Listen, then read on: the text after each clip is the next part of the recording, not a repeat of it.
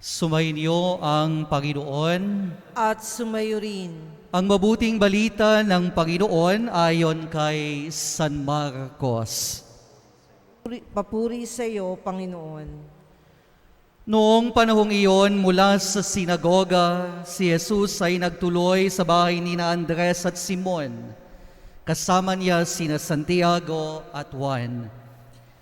Nararatay noon ang biyenan ni Simon Pedro dahil sa matinding lagnat, at ito'y agad nilang sinabi kay Jesus. Nilapitan ni Jesus ang babae, hinawakan sa kamay at ibinangon. Noon di inibsan ito ng lagnat at naglingkod sa kanila. Pagkalubog ng araw, dinala kay Jesus ang lahat ng may sakit at ang mga inaalihan ng demonyo, at nagkatipon ng buong bayan sa may pintuan ng bahay.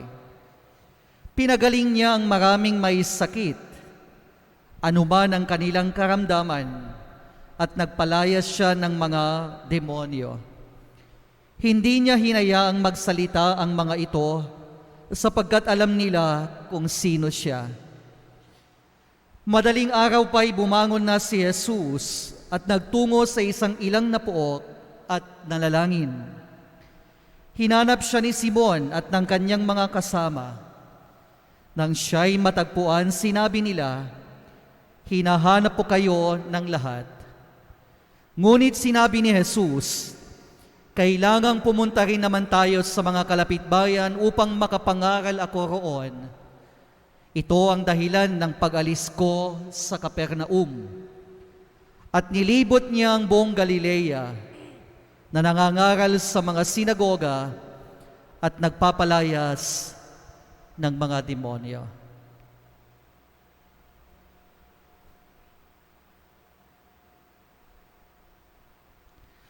Ang mabuting balita ng Panginoon. Pinupuri ka namin, Panginoong Hesukristo.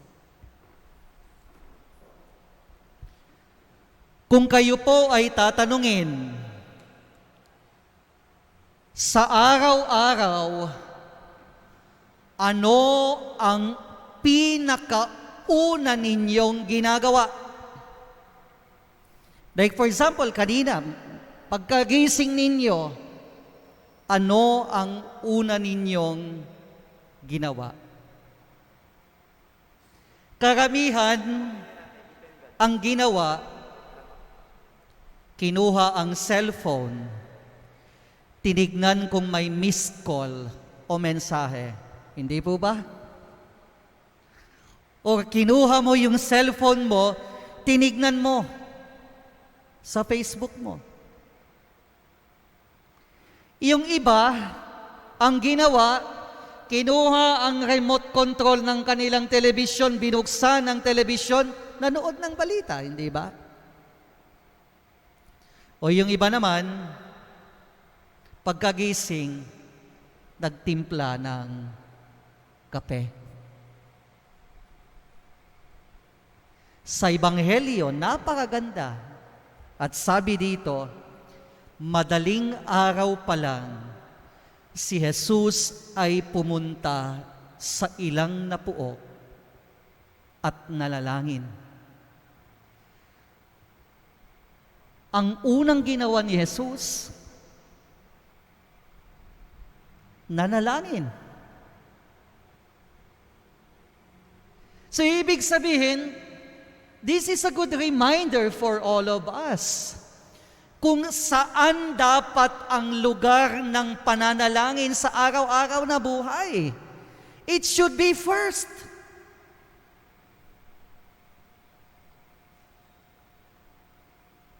Ang problema kasi sa tao, we have done so many things already in a day and yet we have not prayed. Nakapanood ka na pala ng balita, nakapag-cellphone ka na, hindi ka pa nagdadasal. Nakapagluto ka na ng agahan mo, hindi ka pa nakapagdasal. But Jesus Himself started the day with a prayer to remind us, start every day with a prayer. Pray first. Kumbaga, magdasal tayo bago ang lahat ng gagawin natin sa araw-araw.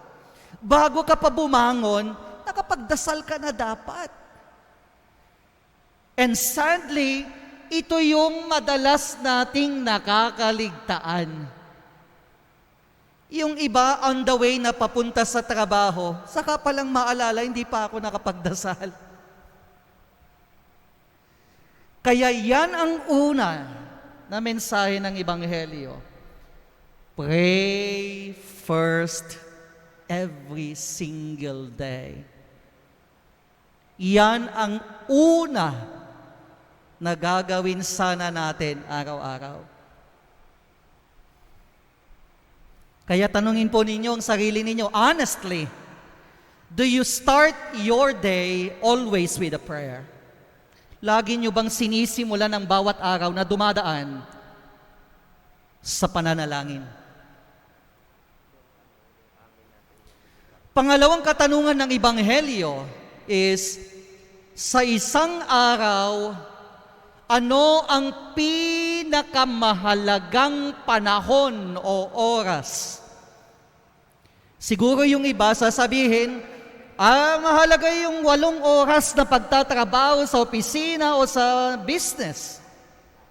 Mahalaga yung 8 oras ng pamamahinga, pagtulog. Panahon sa pamilya, panahon sa kaibigan, panahon sa sarili. Pero ang tanong, anong pinakamahalaga dito? None of the above. Dahil alam nyo sa isang araw, hindi yung time nyo sa asawa o sa anak ang pinakamahalaga. Hindi yung panahon sa trabaho ang pinakamahalaga. Ang pinakamahalagang panahon sa araw-araw ay ang panahon sa Diyos. The time we spend for God and with God is the most important time of the day. Alam nyo, merong isang pare, his name is Carlos Abesamis. At meron siyang sinulat na aklat, Backpack of Jesus Seeker. At meron siyang ginamit doon na image para i-remind sa atin kung gaano kahalaga yung panahon mo sa Diyos in connection to the things that you do every day. At ang ginamit niya yung poso. Dito kasi sa Manila, wala nang poso yata eh. May nilad na po kasi tayo, may Nawasa or Manila Waters. Pero para maintindihan nyo po ito, nung unang panahon, meron tayong tinatawag na mga jetmatic pumps. Maalala ko yan sa probinsya namin, meron kaming jetmatic. At usually nakakonect yan sa isang balon o water source. The jetmatic is useless and it cannot fulfill its purpose kung hindi yun konektado sa water source. Bakit? Walang nailalabas na tubig. And that is the symbol or the image for all of us. Kahit ang dami mong nagawa ngayong araw na ito, if you have not spent time with God, what sense can you make out of it? Problema kasi sa atin, we substitute time with God, with our work. Kaya nga laging sinasabi ng mga tao ngayon, ay Father, hindi ako nakapagdasal ngayon, hindi ako nakapagsimba. Anyway, nagtrabaho naman ako ng maayos eh. Father, wala naman akong ginawang masama eh. Marami kaming meeting eh. Nothing can substitute your time with your God. Work cannot substitute it. Even your service in the church cannot substitute it. Even charitable works or apostolate cannot substitute time with God. Akala kasi natin, kahit hindi tayo nakapagsimba, hindi tayo nakapagdasal, nag-serve naman ako sa simbahan tumulong naman ako sa mga nangangailangan. In fact, yung time natin sa Diyos, yun ang nag-fuel at nagbibigay, kumbaga, ng apoy sa ating ginagawa araw-araw. Otherwise, if you simply do all these things every day and you are not connected with the source, you will dry up. Mawawalan ka ng enthusiasm. Mapapagod ka. Mawawalan ka ng gana. Bakit? Hindi ka konektado sa source. And that is what happens to many people. Sa trabaho, sa negosyo, ang daming nagsasuffer ng burnt out, hindi ba? Napapagod, nawawalan ng gana. Bakit? Walang panahon sa Diyos. Hindi konektado sa source. You look at Jesus. Bago pa siya nagpalayas ng demonyo, nagpagaling ng mga may sakit, nag-connect muna siya sa source. Kaya nga nagdasal siya. Kaya sana, ganyan din ang mensahe sa atin. Ang pinakamahalagang panahon natin sa araw-araw ay ang panahon natin sa Diyos. That will nourish us.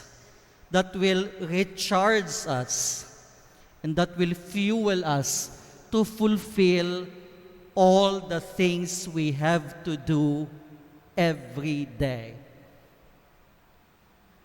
Kaya mga minamahal kong kapatid, napakaganda. Unang-una is, remind yourselves. Let us remind ourselves. Pray first before anything in a day. Magdasal muna tayo bago ang lahat ng gagawin natin sa araw-araw. At pangalawa, ang pinakamahalagang panahon o oras sa isang araw ay ang panahong inilalaan natin sa Diyos.